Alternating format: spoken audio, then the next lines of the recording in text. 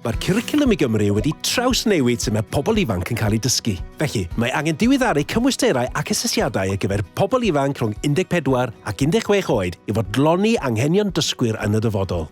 Mae Cymwysterau Cymru yn cyflwyno cyfres newydd o gymwysterau cenedlaethol 14-16 dwyieithog a gall ysgolion gynnig wrth i ddysgwyr wneud eu dewisiadau ar gyfer blwyddyn 10. Mae'r rhain yn cynnwys cymwysterau tygau gwneud i Gymru a chymwysterau newydd cysylltiedig â gwaith o'r enw TAI.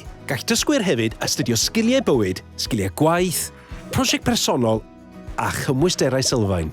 Mae'r cymwysterau hyn wedi dylunio i wneud y defnydd gorau y dechnoleg digidol, darparu sgiliau mae cyflogwyr Cymru yn galw amdanyn nhw, cynyddu cyfleoedd ar gyfer dysgu ymarferol a chynnig mwy o gymysgedd o ddulliau asesu.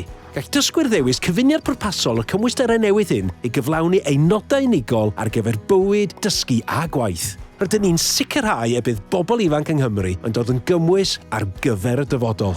I ddysgu rhagor, ewch i cymwysterau.cymru.